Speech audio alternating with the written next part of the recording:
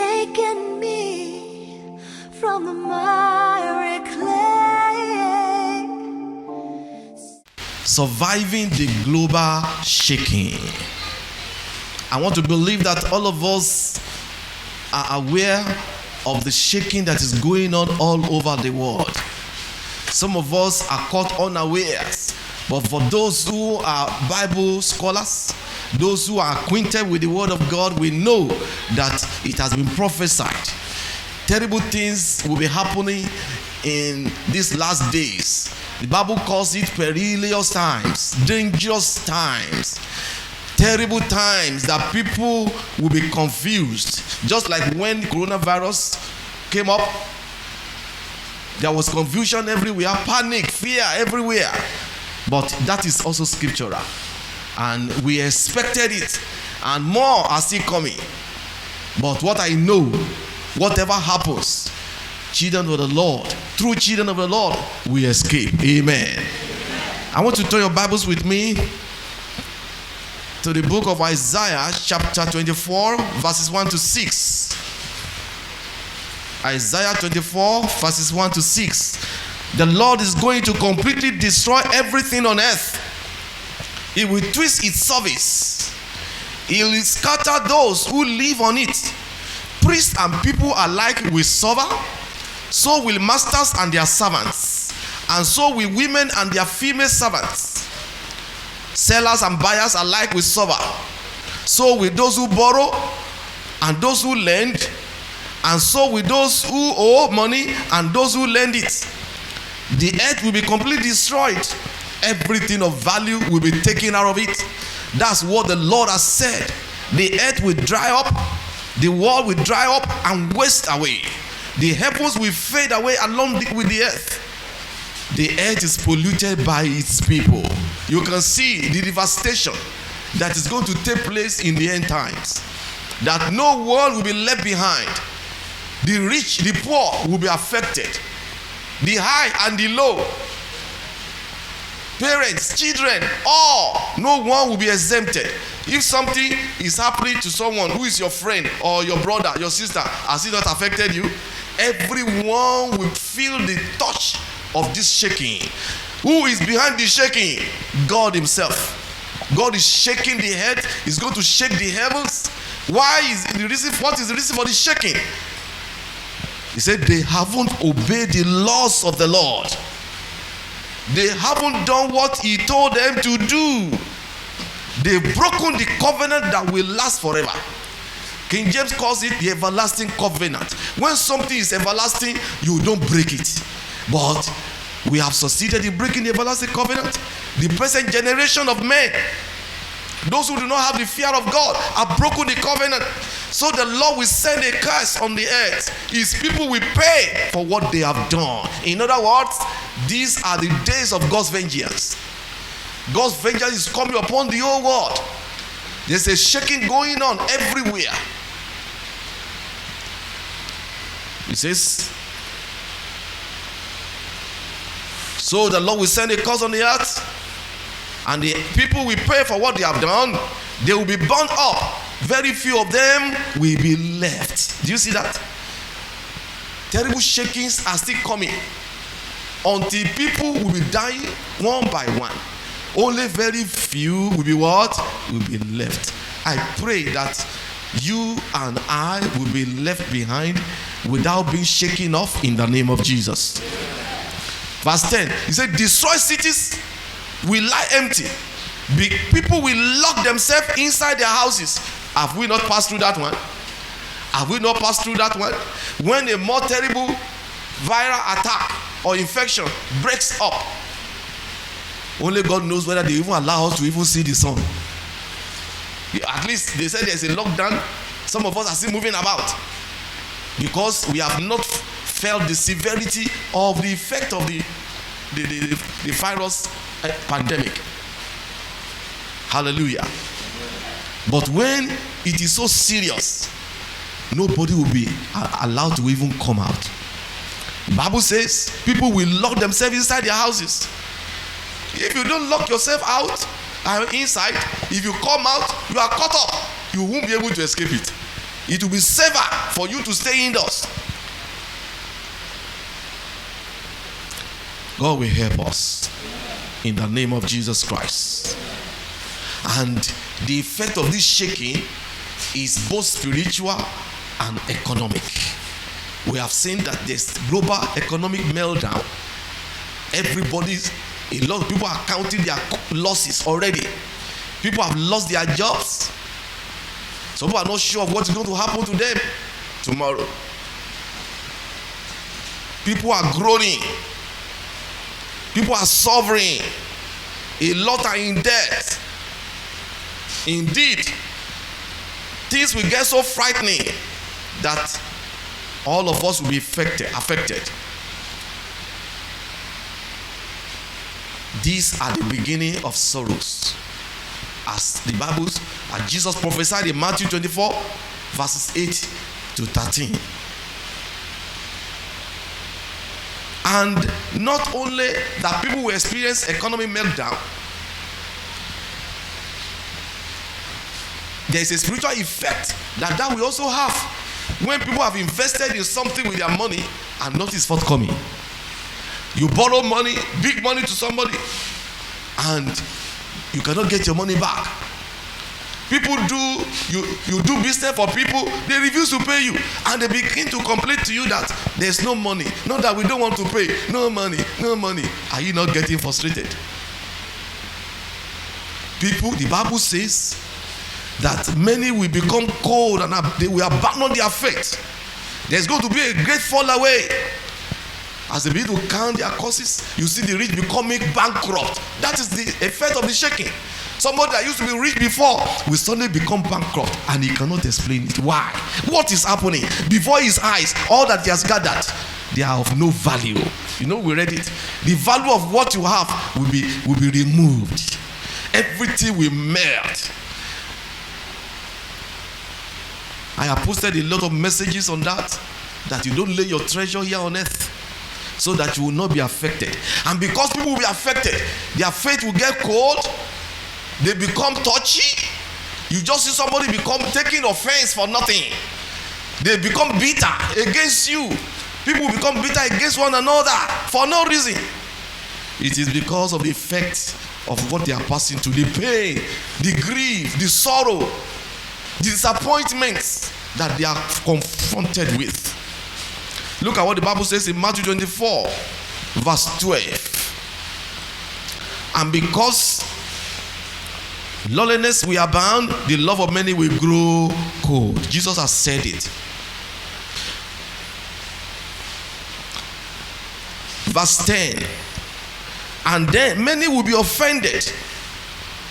And when they are offended, they will become bitter against God, bitter against one another, because of what they are passing through. And many will betray one another and will hate one another. Hatred will increase. You can imagine yourself, you borrow your friend money, he cannot repay you back, and you are suffering. Those who cannot handle their emotions, who cannot handle that, will become offended. People just become offended for nothing. They become bitter against God, against their fellow men. And the Bible says they will get offended and will hate one another. But I want to ask you, in your pains and disappointment, in whatever you are passing through, have you lost anything? Will you still serve the Lord and behave yourself as a Christian? That is the question. The reason for the shaking is for the people of God to distinguish themselves. Are we following? The reason for shaking is for your faith to be tested. In Revelation chapter 3 verse 10, the Bible says that day is coming when every man will be tested. There's a temptation coming upon the whole world to test everyone, whether you truly love the Lord, whether you truly belong to Him or not. These are the days, and we need to stand firm in the Lord. The Bible says that many scoffers will arise in the church to water down God's word. They will no longer believe the word of God. People will find it very hard to believe that God is in control. But I tell you, whatever is happening, God is behind the scene, controlling the situation of things. And how do we survive? How do we survive? This is the time that our faith is being tested to prove our love, our trust, our obedience, and our allegiance to Christ and his church, which is his body here on earth. You will prove the genuineness of your faith in the course of this shaking. In the time of Jesus, many left him when things were going tough. Jesus demanded that they must eat his flesh and drink his blood. They said, no, this is a hard saying. But you see, he demanded for that to cause a shaking for them. It was a shaking because that time the Bible said a lot of the disciples who have believed in him before, they left following him because they felt this is becoming too much.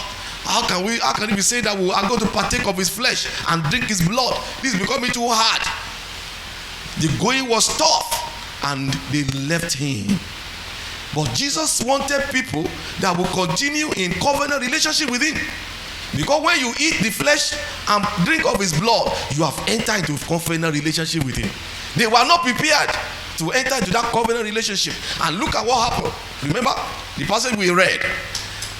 The judgment, the vengeance, the wrath of God is coming upon the world because people have broken the everlasting covenant. God entered the covenant with the children of Israel, they broke it.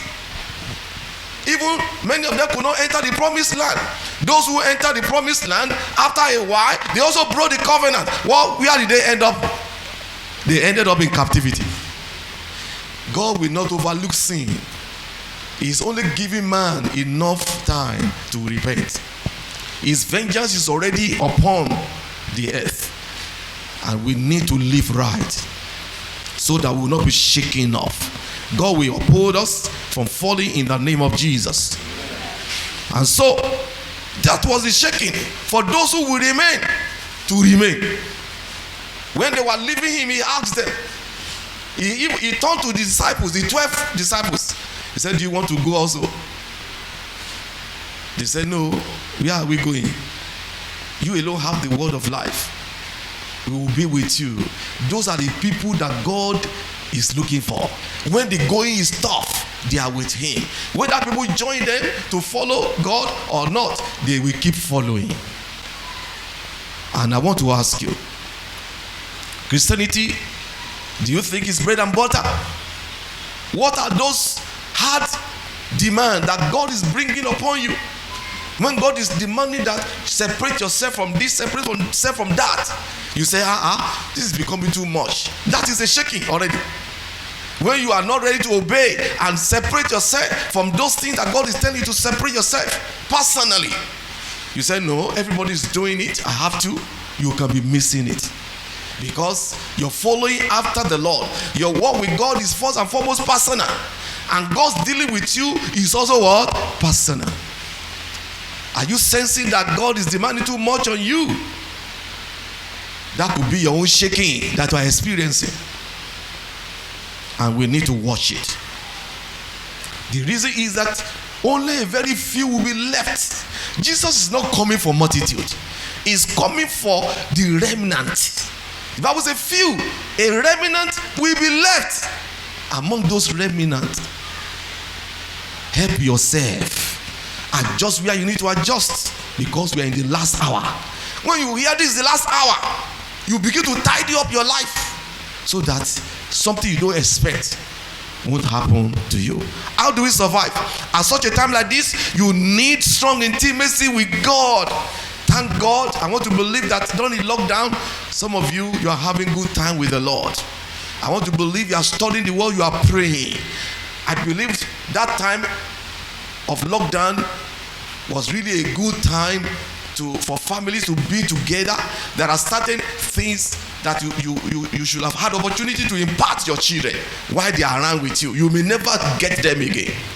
Such opportunity may not come your way again. I want to believe you have used those times wisely to teach the fear of God, so that no one will be left behind when the trumpet sounds. So this is time for us to get back to God the Father. Get a word from God. What's up? What's the next thing to expect? And how do I go about it? These are the days you don't just go into any business anyhow. These are the days that you don't just release your money anyhow. You must be led. You remember when there was trouble with David and his company, when they went to fight and they returned back home in Siglag, they discovered that the Amalekites have already raided the place. Their sons and daughters have been taken away captive. And the Bible says they set the place on fire. As they entered, they could not find any of their relations and their belongings. They wept bitterly.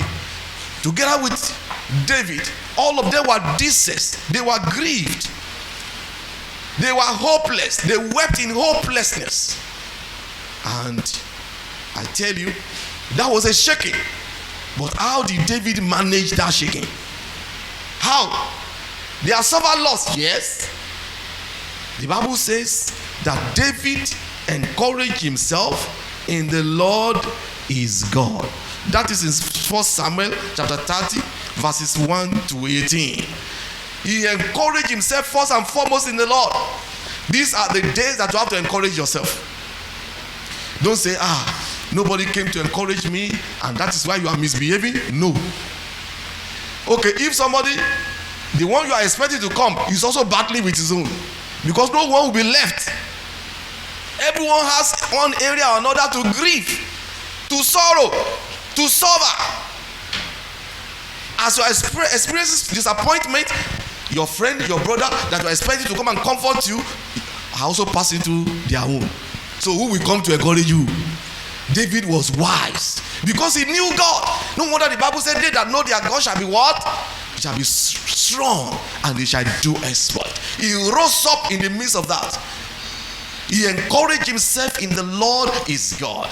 You have that responsibility to yourself. If no one will come to comfort you, to encourage yourself. Tell yourself you can make it. Tell yourself, I'm not going to be swept away with this. I will stand. When the going is tough, when there is greater persecution upon us as children of God, be ready to die for the sake of the faith that is in Christ Jesus. Encourage yourself. And not only that, he inquired of the Lord. He inquired, Lord, what do you want me to do in this situation? What should I do, Lord? Should I go after them? And God said, go. You will overtake them and you will recover all. And in verse 18, we were told that David recovered all. You can see the difference. You can see that difference. Hallelujah. That is the approach we should give to this shaking. Be with the Lord. Get a word from the Lord. Let God speak to you. There are a lot of different ways everyone is experiencing a shaking. But what God speaks to you at this time is what is going to make the difference in your life. That's why we must be intimate with God. Don't wait for people to sympathize with you because you may not get it. Encourage yourself in the Lord your God. This is time to be strong in the faith and keep the covenant. Maintain your covenant word with God. Don't break it. It's an everlasting covenant. See by the blood of Jesus. Don't break it through disobedience to his word. Don't turn away from God. Don't live carelessly. These are ways that we can break the everlasting covenant and God will not be happy. This is time to keep the commandment, to persevere. In Revelation chapter 3 verse 10. Revelation chapter 3 verse 10. There was a command to persevere in following the Lord, in serving the Lord in holiness. To persevere in obeying the Lord even when it is becoming hard. To persevere in being the doer of God's word. And God will keep us through this hour of trial and temptation. Look at it. He said, because you have kept my command to persevere, I also will keep you from the hour of trial, which shall come upon the whole world to test those who dwell on earth. Do you see that? There is a testing going on to know where we belong, to know where you belong. I pray that we will not fail the test. In the name of Jesus. There's a trial, temptation going on. Temptation to disobey God. Temptation to leave your matrimony. Temptation to misbehave is there. Subtly it will just come. But I pray that God will help us to manage all this in the name of Jesus Christ. Every suffering, every hardship calls for perseverance. Anything that will want you to desert the faith and become another thing, you need to remind yourself, you have been commanded to persevere. Persevere, because the Bible says the suffering of this time, the shaking that is going on, cannot be compared with the glory that has been reserved for us. And I pray we will not miss it in Jesus' name. This is the time to keep the commandment. You have kept my commandment to remain strong in the faith, no matter what happens. So I will keep you from the time of suffering. That time is going to come to the whole world. It will test those who live on the earth. Do you see that now? That is the time we are now.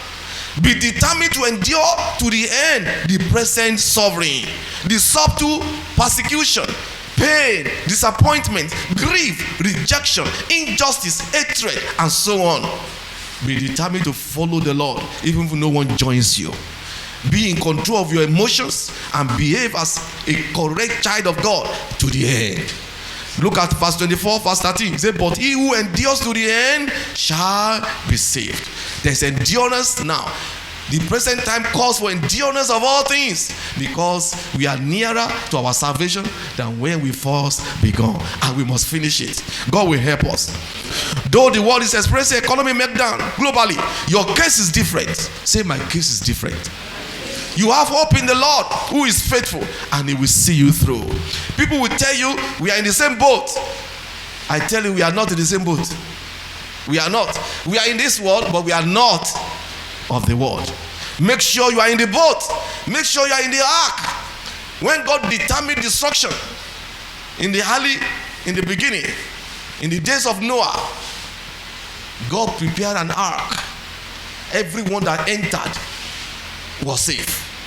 The same way, God has prepared an ark in these latter days. In this period of shaking, he has prepared a boat for us. That is Jesus himself in the boat. And once you are acquainted with him, once you are intimate with him, I tell you, you are safe. No matter the thunderings, the lightnings, the shaking, no matter the storm may beat against the ship or the boat, the ark, but I tell you, will remain. Amen. Because Jesus is in the boat, is in the ark. And God is going to ride his church through the storm. He will see us through. Amen. God will pour out his spirit upon us all for a revival. Because there's another revival that is coming upon the earth, upon those who are ready for it. There is going to be the latter rain. We are partaking of the former rain. There's going to be another outpouring of the Spirit of God to be able to stand in these latter days. We have not seen anything. We have not seen anything. We will only survive by the Spirit of God. It's not going to be by might. It's not going to be by might. Not going to be by power. Because what people have stored, those who have stored wealth, riches, money for themselves, will fail them. It will not help them. It's only the Spirit of God. And God is preparing to pour out his Spirit upon his people, to guide them, to lead them, to strengthen them. It's going to be by the Spirit of God. And don't be surprised. God is preparing his bride for his soon return. The lukewarm are waking up. Amen. The indifferent to spiritual things are waking up. Everybody is wondering what is happening, because they could see the handwriting on the wall. But you that have been with the Lord, serving the Lord, you better don't quit. Because if you quit, your first will become the last. Very simple. When those who have developed apathy to things spiritual are waking up, and you say, oh, we have been there, and your life is not changing, you are not adjusting to the ways of God, you may be left behind. This is the time for us to position ourselves for the latter rain, for survival. This is the time to be close to God. Seek him to hear from God for your life and family, like David did.